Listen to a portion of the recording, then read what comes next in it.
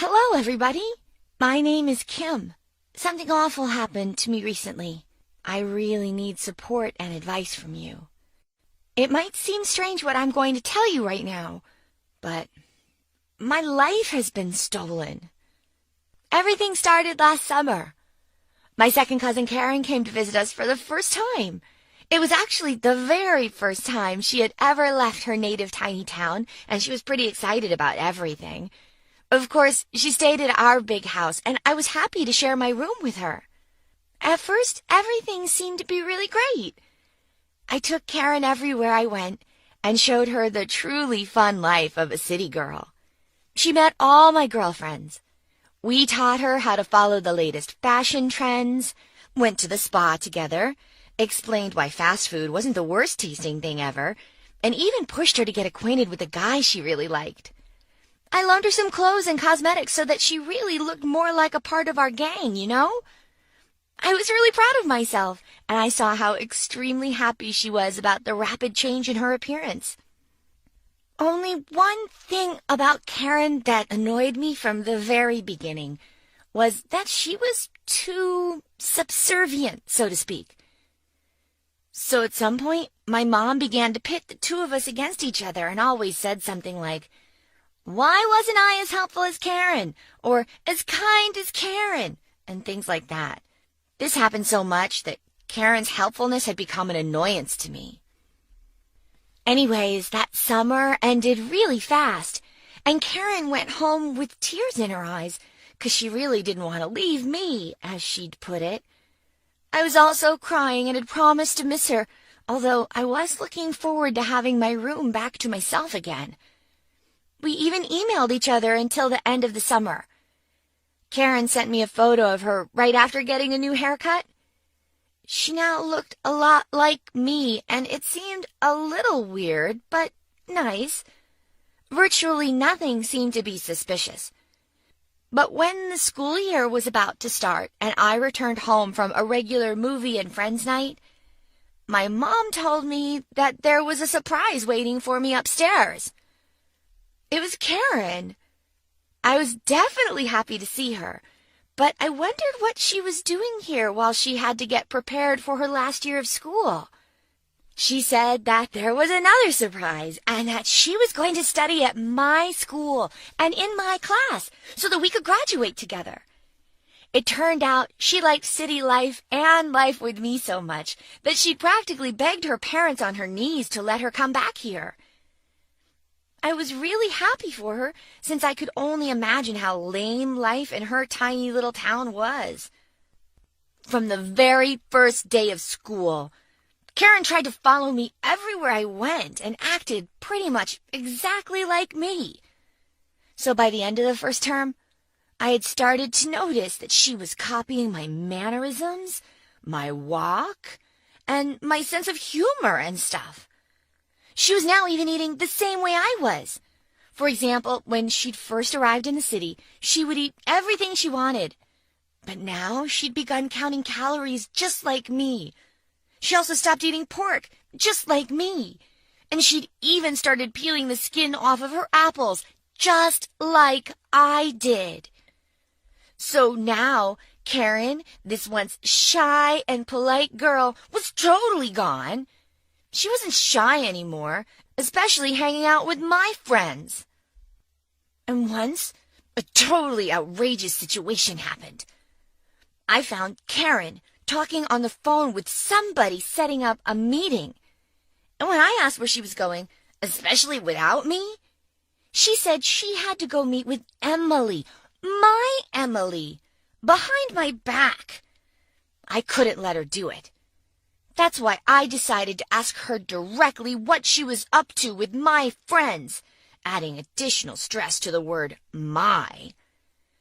I couldn't ignore the fact that Karen's smile became wider.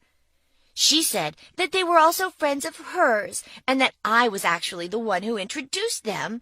That's why now I shouldn't be worried about them preferring her over me, unless maybe I thought I was more interesting to hang out with.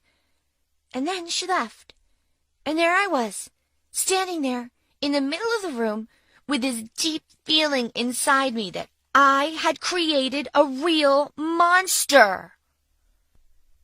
I stayed at home for the rest of that day, trying to think over the situation and figure out some appropriate and strong words, to have a really serious talk with Karen when she came back.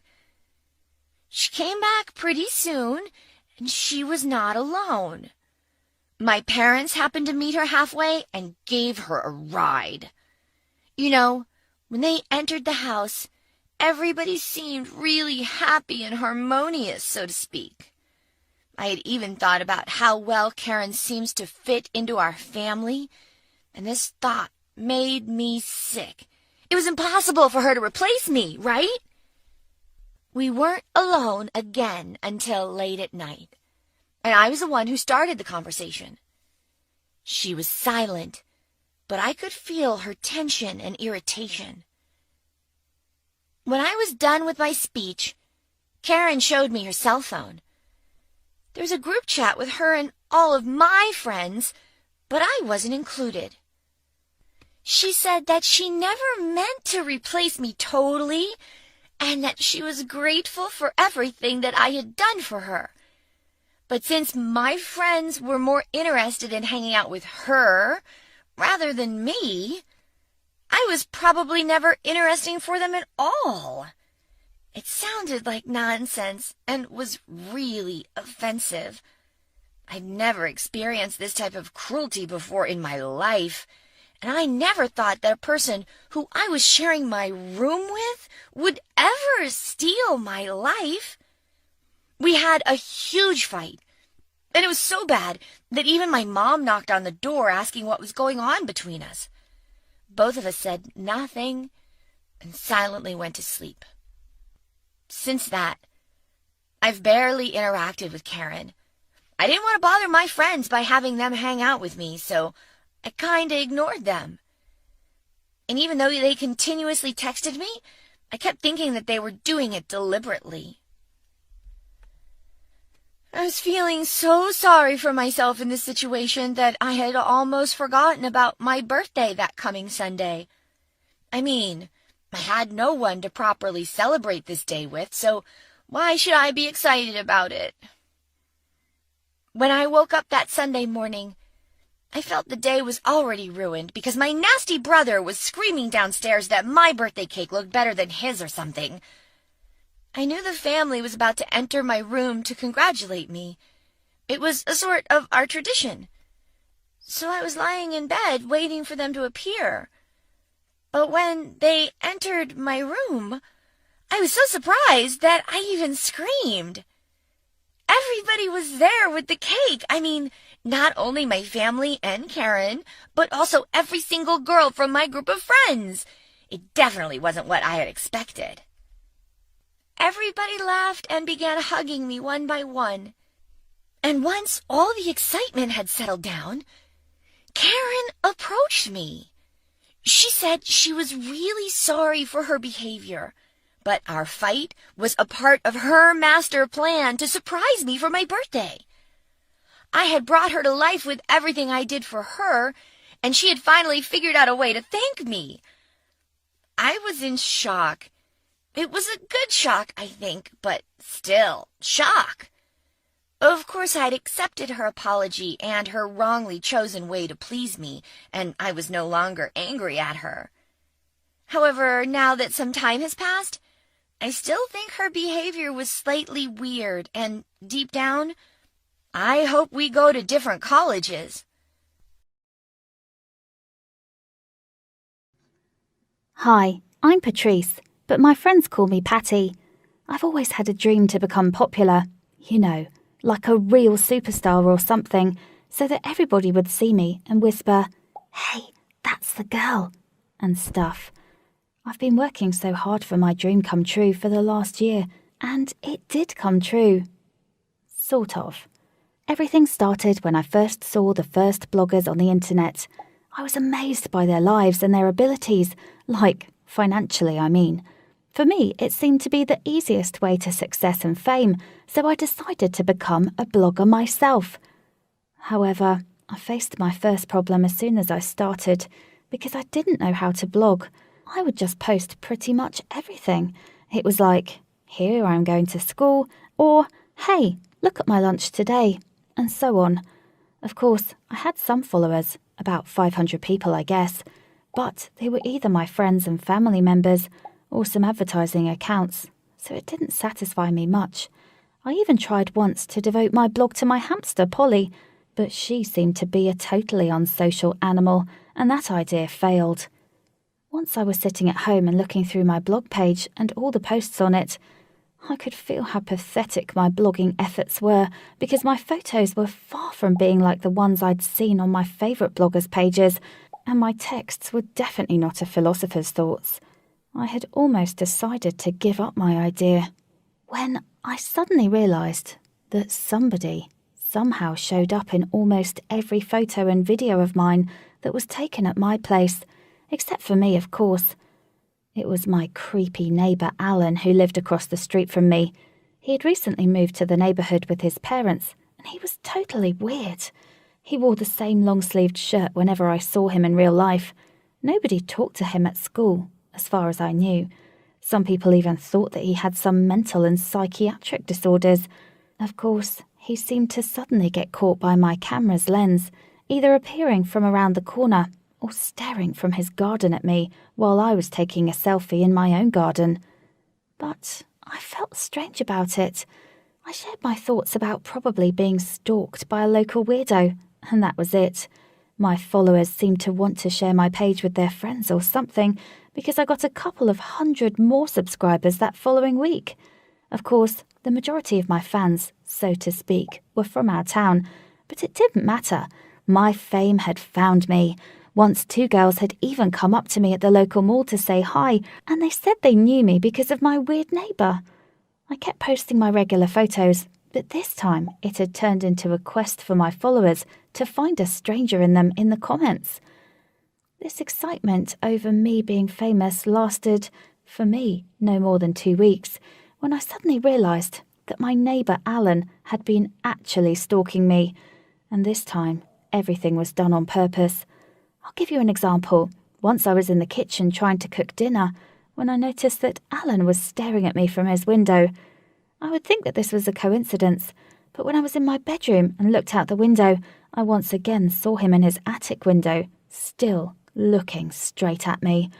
I got a little scared and worried, but tried to calm myself down, thinking that my eyes were just playing tricks on me. And you know what? I couldn't sleep well because of all that stuff. I had really bad nightmares that somebody was watching me, like 100% of the time, and I had even woken up in a cold sweat a couple of times. This almost drove me completely nuts, so I decided to go and talk to this strange guy and ask him why he was stalking me.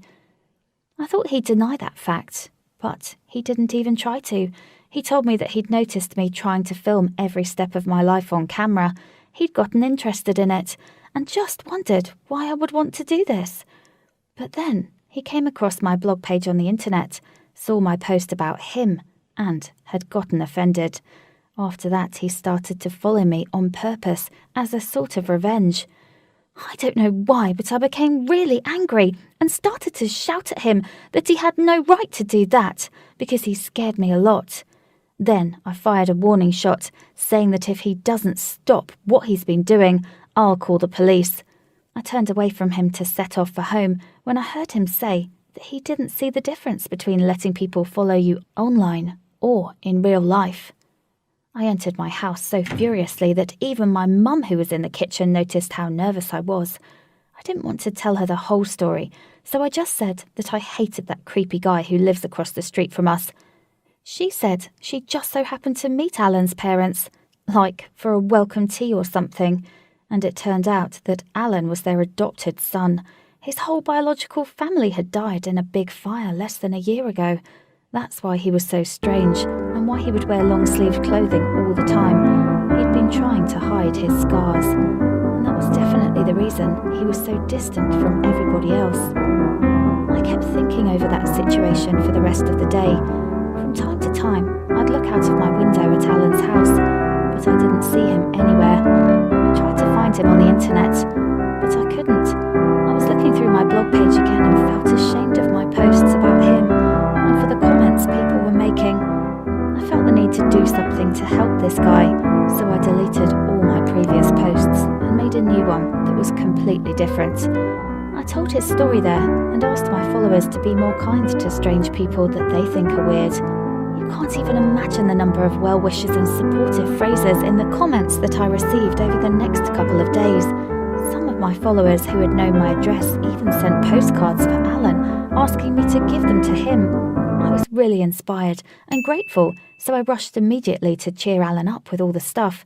I rushed to his door and just left all those postcards and comments I printed out earlier with a letter of apology from me on his doorstep, 'cause I thought he wouldn't want to talk to me anymore. But I was happy to be wrong. Now Alan and I are good friends.